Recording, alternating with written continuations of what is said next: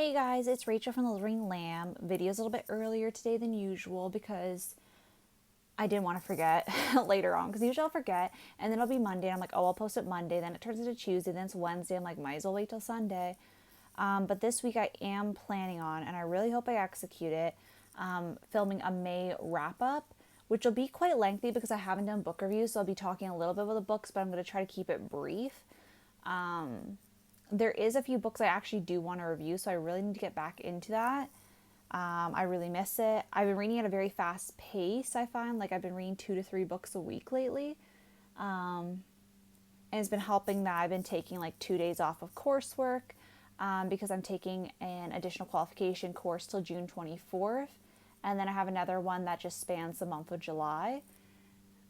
So yes, this is my stack of books I carry back and forth to my living room. I have, my supplies, my sticky notes, because I'm reading some. Obviously, I'm not doing anything with my fictional books. I don't really like to take notes on books because I just feel it pulls me out. But if I'm reading something that is more scholarly based, then I will do that. So I'm going to tell you guys about the fictional stuff I'm reading first, and then the school stuff.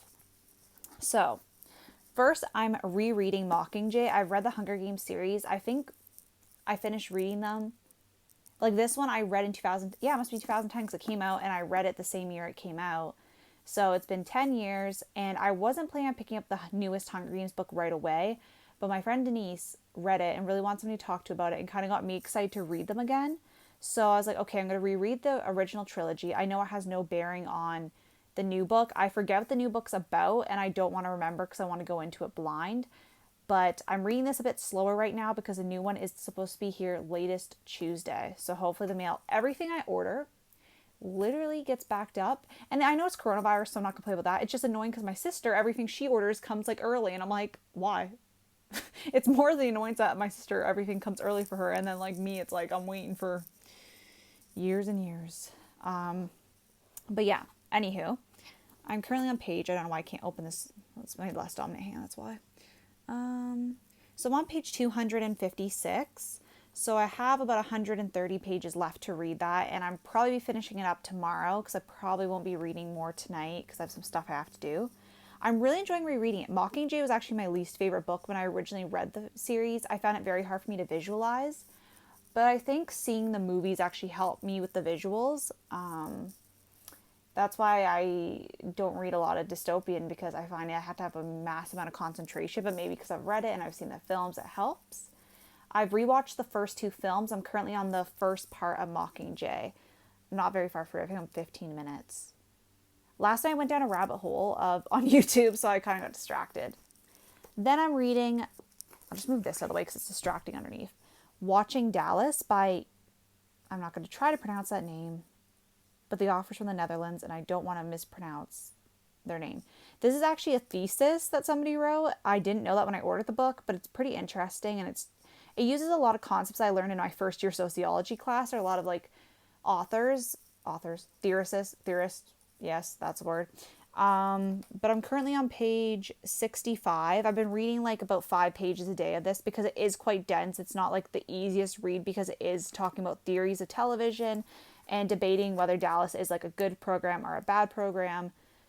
It talks about like melodrama and other things. It's pretty interesting. I'm currently on season 11 of Dallas. I haven't watched the reboot, which I'll be watching after I finish.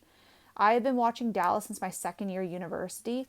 Just for my new viewers here, I finished that degree in 2017, took a year off, finished a new degree. So it's been a hot minute since I started, but I really enjoy this show. It has good acting. It is a bit slow because of the time period it's from, but it's still good. I think I have 6 episodes left of the 11th season until I'm on to the 12th season. So I'll be finishing that up in the next 2 weeks or so because I'm watching 2 shows at once because I can never do one thing, clearly. Then I'm reading Mindset Mathematics for grade 3.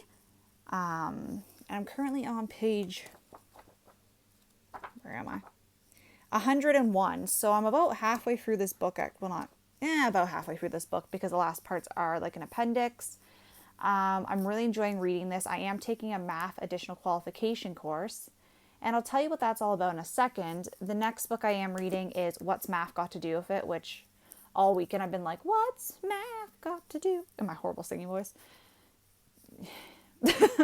But I'm really enjoying this. I'm currently on page, I think, 31. Yeah, 31, chapter 2, what's going wrong in classrooms, identifying the problems. So I'm really interested in studying math right now. I actually really struggled in math. I have a learning disability and that hinders on my math comprehension. But I really love teaching math because I feel like maybe I was supposed to struggle in math because it helps me understand if students are struggling and what they're thinking, because I have initial thoughts about that. But then it helps me think of strategies that can help students. I don't know, like little like tricks to remember certain things, like what a numerator and a denominator are when it comes to fractions, stuff like that. Anywho, my news I've kind of been hinting about for a few weeks is that, so basically in my schooling, I just did my Bachelor of Education, which means that I finished my teaching training technically. And my grades are really high, so my school offered me a spot in their master's program, and I decided to accept. My master's is all online anyway, so the coronavirus hasn't affected it. And I start in September, so I basically have 1 month off from schooling in August, and then I'm back. And my master's program has 3 routes. They have a portfolio, a thesis, and a course route. So course route's just taking your courses and then you're done. Thesis, you take some courses and write a thesis, and portfolio is you take some courses and you get to make like a final project, which could be like a children's book or something like that. So far, I'm kind of torn between portfolio and thesis. I'm leaning towards portfolio, but I'm not sure. So I want to maybe incorporate something with math, and I have a few ideas. So I'm kind of reading some more resources and gathering sources for my course in this. I'm listening to podcasts. Got a lot of math in the brain right now, which I never thought because I struggled in math so bad. Like I used to cry every night. Hated it. Tried everything, like literally everything from positive mindset to like, and I worked really hard. I was scared of the teacher screaming at me, even though a lot of them wouldn't scream at me. I was just scared of not doing my homework. So I was very studious in that thing. But I was told my mom, I was like, it's kind of ironic that I'm studying math. Like who would have thought I'd be studying math? And mom's like, no one. I was like, same. If somebody would have told me that, I would have been like, you're dumb. Or like, am I even doing my master's? Because from the time I was a child, I was kind of treated like I was dumb. So I was like, the fact that I've gone all the way here is spectacular. It's funny just looking back at people's perceptions of you and then looking at me doing well. It makes me really happy and proud of myself because I didn't even expect myself to achieve that level at all. But yeah, that's basically what's going on in my life. A lot of school, a lot of math, enjoying reading a lot, also playing Animal Crossing, that kind of thing. Talking to my friends. There's so much work to be done in a day of schoolwork. I'm like, this is why I have to set limits on time, because I'm like, there's so much I could be doing. And then the day runs out. I know a lot of people are the opposite way with the coronavirus. They're like, oh my God, I'm stuck inside. I don't have anything to do. And I'm like, I'm running out of time. This happens to me all the time though.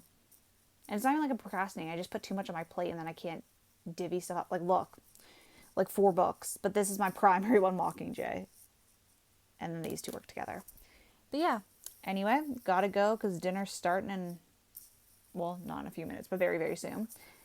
And I will see you guys later. Definitely let me know what is going on in your guys' lives. Hopefully I get back to filming regular videos. I'm really hoping I could just get on that. I really need to get like a planner, I feel like, again, because that would put my rear in gear, so to say. But anyway, thanks for watching. See you guys later. Let me know what's going on with your guys' lives. Bye.